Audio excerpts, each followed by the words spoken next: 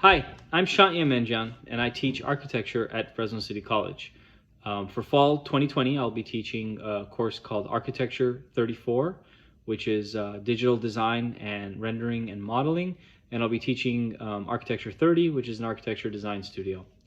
For this course, for our online instruction training course, the class that I use to develop the unit module for that I will be walking us through here momentarily was my Architecture 34 class, which is the digital design, modeling, rendering, and presentation. And just kind of a quick high-level introduction to the course. The students in this class learn, first of all, to use the three-dimensional environment where we create architectural models and do our design work. And they learn to take those models, develop them to a point where they can actually be what we call rendered, which is creating a view of that model that they've developed, putting finished materials on it, making it look photorealistic if students want to choose that style. And oftentimes we animate the projects, do walkthroughs, fly-throughs, and that sort of thing.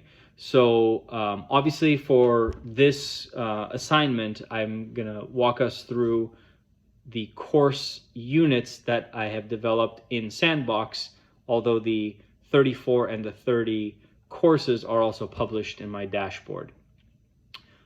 So let's dive in. Oh, and one other quick point that I wanted to make is because we're in architecture, because we're in a visual field, visual art, I like to use graphics as part of generally everything that I do. I think it offers the students something a little bit lighter and easier on the eyes as they look at content and understand what they're going to be learning and why it's important.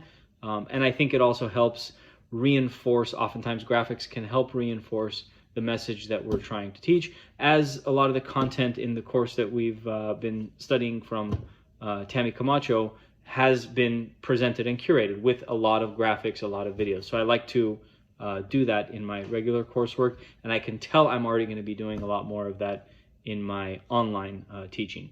So let's dive in. I'm going to do a walkthrough here. So let's go to modules.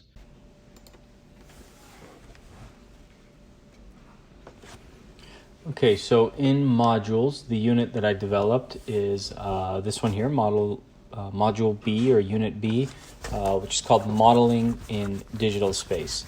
So just kind of broadly, as part of this unit that I've developed, I've set up 3 content pages, set up an assignment page, which also is a formative assessment, and I have at the end a summative assessment. So let's dive in here. And also there's an introduction and objectives. So introduction and objectives, as I mentioned, I like to use graphics generally with every page, or I want to get in the habit of using graphics with every page that I develop. So in introduction and objectives, what we're explaining here are the 2 kind of basic high-level ideas that are important for students to get familiar with really on day 1 or even hour 1, which is that in the digital environment, we're operating on the 3-axis system, and the X and Y are going to be something that's familiar to probably every student from their math and geometry courses that they've taken in school up to this point.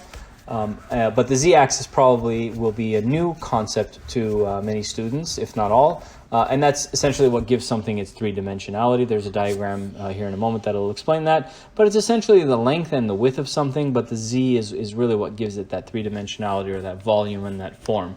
So important to understand that we're really operating in that XY Z-axis in the digital environment. And the second high-level idea is that every component, as complex or as simple as it may be, can always be narrowed down to its 3 basic components, which is going to be a combination of edges, surfaces, and points. And so this is just providing a brief introduction to that notion. So moving into the first content page, which is the 3 basic components of digital models. And so here's a kind of a better diagram that explains that idea of the Z-axis, the X, and the Y-axis on a very simple model that's been developed here. Content page number 2 is a video that talks about the basic functions of SketchUp, which is the software that we use. It's a video that's been pre-recorded, posted on YouTube, and linked here through Canvas. And essentially, it's just showing the navigation of creating these 1, 2, 3, 4, 7 or 8 sort of simple forms, bringing in some context with some trees and a human figure, turning on the shade and shadow, and a very simple tutorial that is probably 2 or 3 minutes, and students can watch it and replicate all of that activity in a very brief period of time, already giving them a pretty good idea of the things that they learned about in the first content page that was introduced to them in the first content page, which is the idea of the XYZ and the idea of the edge, surface, and point system. So that's the second content page. The first assignment that they'll do is this one, which is a fairly simple assignment. And my Wednesday class meets for 5 hours every week. Meets once a week, but meets for 5 hours. So this is an assignment they'll do probably in the first 45 minutes or hour when we begin Unit 2. And it's essentially asking them to just find something that inspires them, whether it's something that they have on their person, something that they remember seeing, something that is very familiar with them from their home or another place, anything that inspires them. And in Canvas, they'll basically submit an image of it, whether it's a photograph or a sketch or something they found online that represents that item that inspires them, and include just a simple short sentence explaining what about that item inspires them.